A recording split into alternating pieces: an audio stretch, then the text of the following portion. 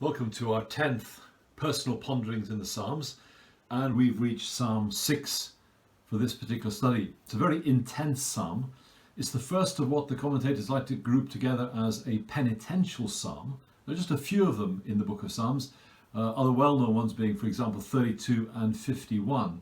It's a psalm where David cries out from the depth of his being for the goodness of God to come and meet with him. We don't know the exact circumstance of this psalm, but in one sense that doesn't really matter. It allows us again to apply it in all sorts of different situations. What we do know is that at this particular time, David, for whatever reason, is in the deepest distress you can possibly imagine. It's certainly physical, but there's surely more than that. Some people think maybe this is purely some physical illness that he's experiencing, but I think that doesn't go far enough. There's definitely a physical consequence and an outworking of the pain that he's experiencing, but the language that he uses, I'm sure, implies, given its Old Testament language, implies a sense of he feels that he's under the disciplining, smarting hand of God. But just look first of all at the effect that all of this is having on him. In verse 2 he says, I am languishing, my bones are troubled, my soul is greatly troubled. He can't even put it into proper words. He says, but you, O Lord, how long? He can't almost finish the sentence. He says in verse 6, I'm weary with my moaning. Every night I flood my bed with tears. I drench my couch with my weeping. My eye wastes away because of grief. It grows weak because of all my foes. Here's a man in the depths of depression. There's physical, there's spiritual, there's emotional pain and anguish going on in this man's life. We don't know the reasons, but I think it's clear, particularly from verse 1, that he's aware that for some reason he's under the disciplining hand of God. Rebuke me not in your anger, nor discipline me in your wrath.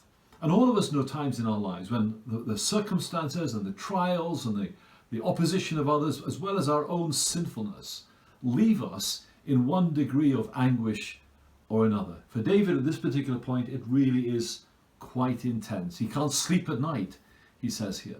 And he prays two prayers here. I just want you to notice this. First of all, he prays for mercy and not for wrath. And what a wonderful promise that is to hold on to as Christian people. We pray to God to deal with us not as we deserve, but according to his mercy. We deserve everything from God. We deserve utter judgment. We deserve destruction.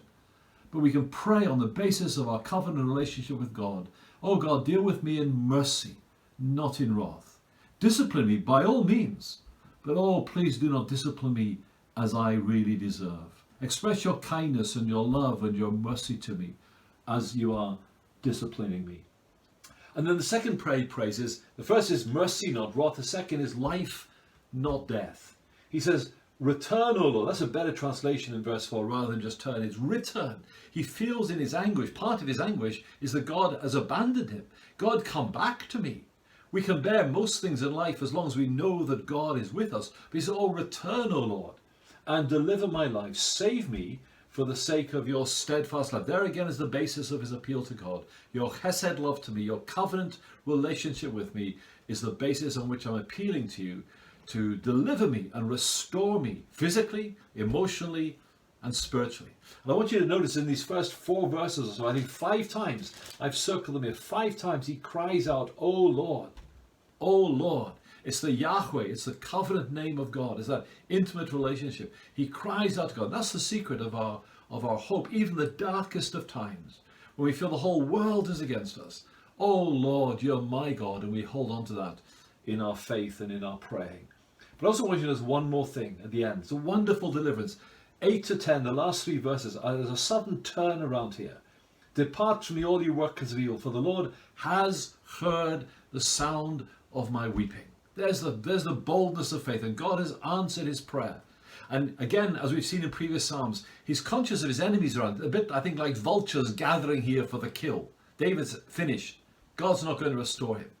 And they're drooling in the anticipation of David being finally defeated. No, says David. Depart from me. The Lord has heard the sound of my weeping. And now you are the ones in trouble, because God is going to take vengeance on you for your hatred and your ridicule of me. What a wonderful psalm.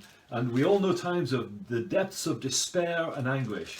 And at those times we may feel God is not with us. But he always is. He's promised never to leave us or forsake us. All we need to do is cry out to him. And as somebody has sort of lightheartedly said in other situations, the one thing we can say at times like this is, it came to pass. God will hear. God will deliver. On that, we have his word. The Lord bless you and keep you. And I look forward to you joining me again for our next study.